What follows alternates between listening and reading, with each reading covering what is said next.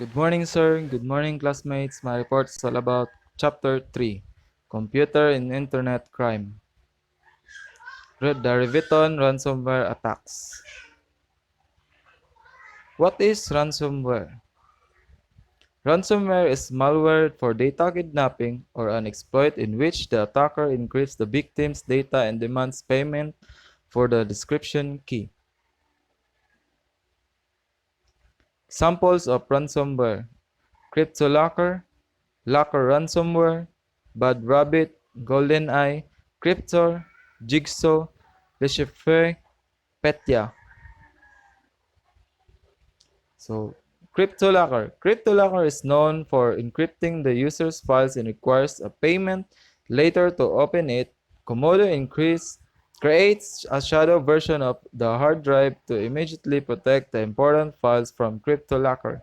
It tricks the malware that it has infected the files when in fact it has only encrypted the shadow version.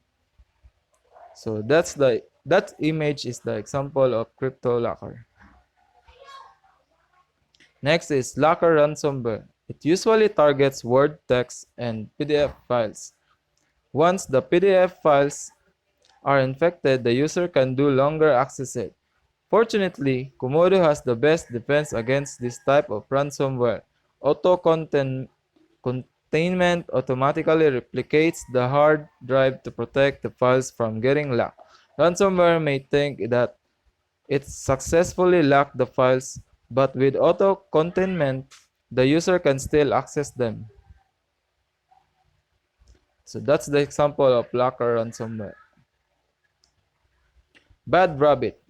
Bad Rabbit is a dangerous malware because it encrypts not just the file but also the computer's hard disk. It also prevents Windows from booting normally. The good news is the Komodo has a powerful antivirus that instantly detects any types of malicious software. It uses multiple detectors and quickly recognize malicious files and blocks it before it even reaches the computer. Komodo provides an instant protection against ransomware. So that's the example of Bad Rabbit. Next is GoldenEye. GoldenEye is combination of Petya and Miska. Ransomware type viruses. As with Petya and Miska, GoldenEye is distributed using a spam email message. The email delivers a fake job offer with text in German and 2 files attached. So that's the example of GoldenEye. Next is Crypt. Zcrypt is ransomware that uses the metric encryption algorithm to encrypt files stored on the infiltrated computer, adding the Zcrypt extension on encrypted files. It is distributed using malicious email attachments. So that image is the example of Zcrypt. Next is Jigsaw. It's a form of encrypting ransomware malware created in 2016. The malware encrypts computer files and gradually deletes them unless a ransom is paid to decrypt the files. So that is the example of Jigsaw. Next is Lechiffre. Lechiffre is a ransom family that used by hacker in target attack via the remote desktop service. After encryption, files will be renamed to Lechiffre and various ransom notes name how to decrypt Lechiffre files. So that is the example of ransomware. Petya.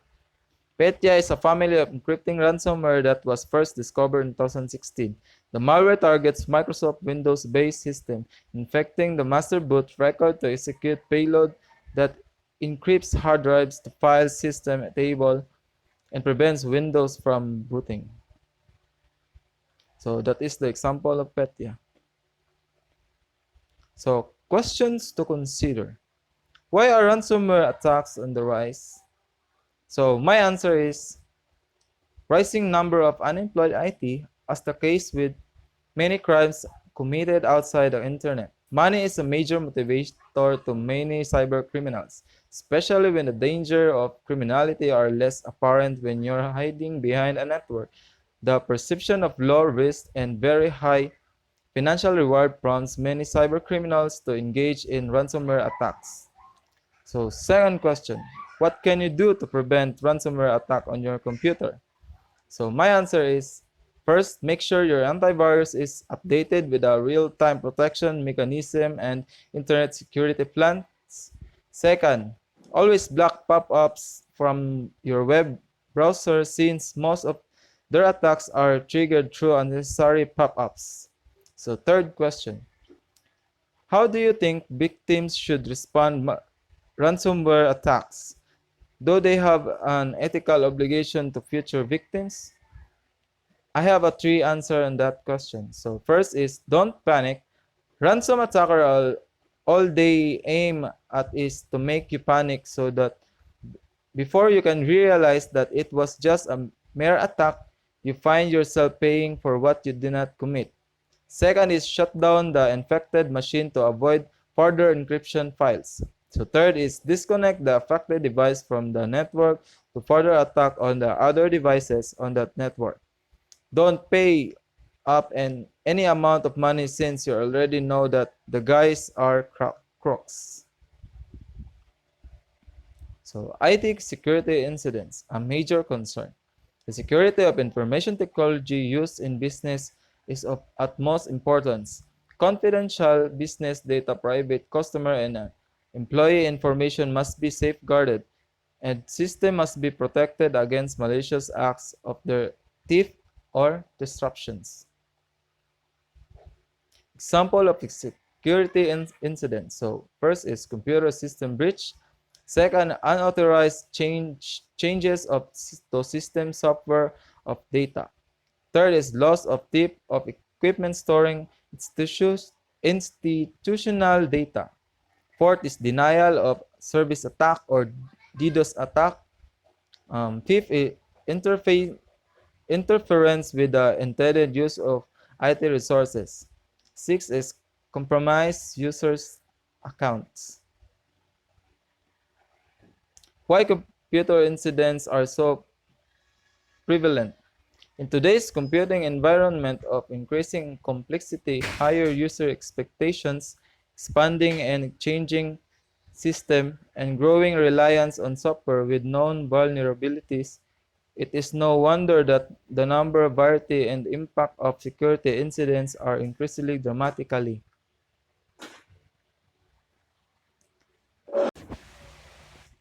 Country ranking based on person infected computers. So we start from highest rate infected computers. So first is Sudan, 70%, Bangladesh, 64%, Iraq, 62%, Rwanda, 57%, Nepal, 56%. Second is countries with lowest rate of infected computers. So Japan, 6%, Germany, 9%, Switzerland, 10%, Luxembourg, 10%, Denmark, 11%. Increasing complexity increases vulnerability. The computing environment has become enormous complex. Networks, computers, operating system, applications, websites, switches, routers, and gateway are interconnected and driven by hundreds of millions of lines of code. Higher computer user expectations. Today, times means money, and the faster computer users can solve a problem, the sooner they can be productive. As a result, computer help desks are under intense pressure to respond very quickly to users' questions. Under juries help desk personnel sometimes forget to verify users' identities or to check whether they are unauthorized to perform a requested action.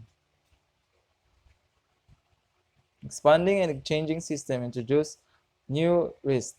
Business has moved from an era of stand-alone computers in which ethical data was stored on an isolated mainframe computer in a locked room to an era in which personal computers connected to network with millions of other computers, all capable of sharing information.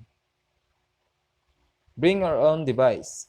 Bring your own device beyond is a business policy that permits and in some cases encourages employees to use their own mobile device, smartphones, tablets, or laptops to access company computing resources and applications, including email, corporate database, the corporate intranet, and the internet.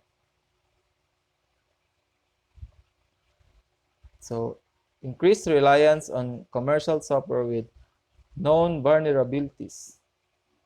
Exploit. An attack on an information system that takes advantage of a particular system vulnerability.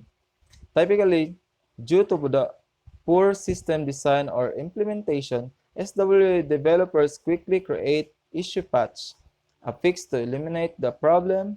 Users are responsible for obtaining and installing patches, which they can download from the web. Delays in installing patches expose users to security breaches. Zero-day attack takes place before vulnerability is discovered or fixed.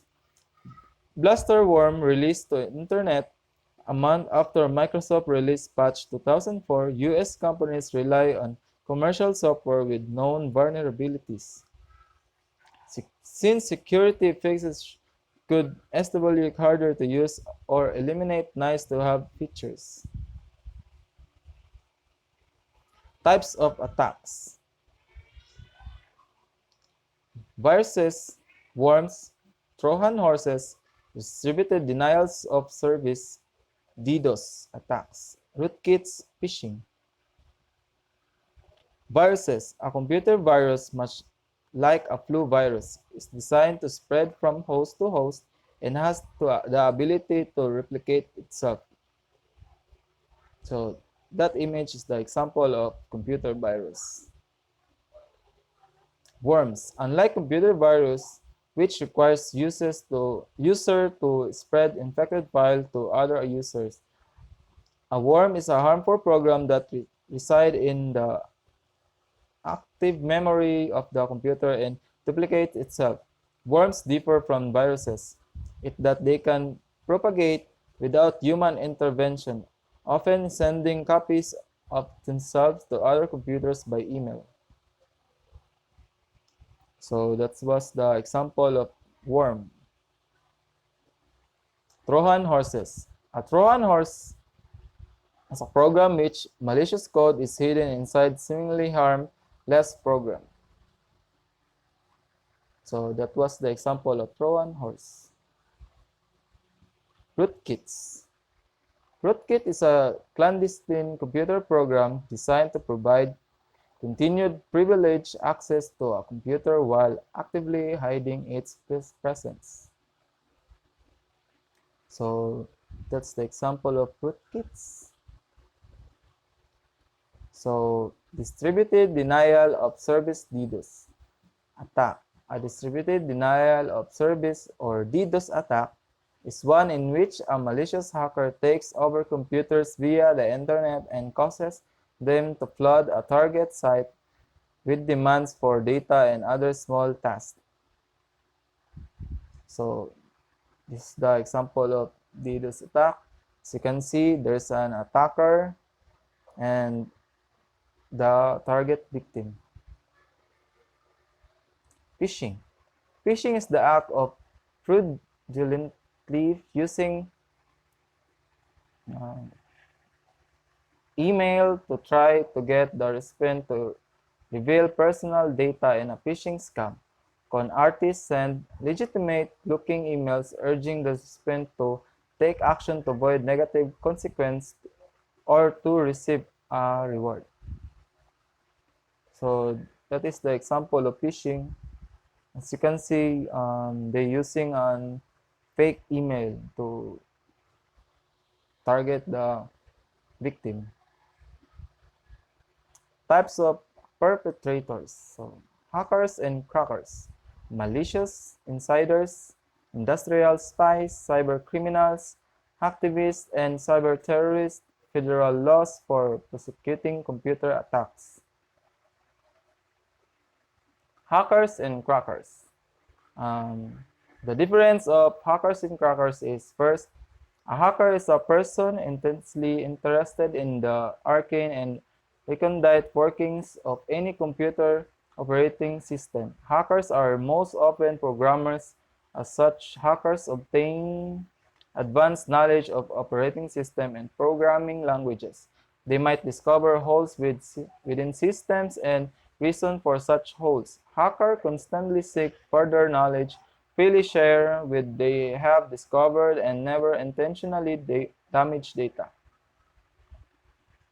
And cracker is one who breaks into otherwise violates the system integrity of remote machines with malicious intent. Having gained unauthorized access, crackers destroy vital data, deny legitimate users service, or cause problems for their targets. Crackers can easily be identified because their actions are malicious. Malicious insiders. Malicious insiders can be employees, former employees, contractor, or business associates who have legitimate access to your system and data, but use that access to destroy data, steal data, or sabotage your system.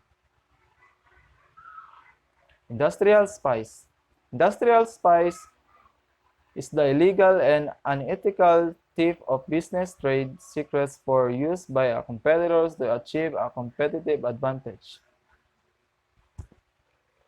Cybercriminals. Cybercriminals are individuals or terms of people who use technology to commit malicious activities on digital systems or networks with the intention of stealing sensitive company information or personal data and generating profit.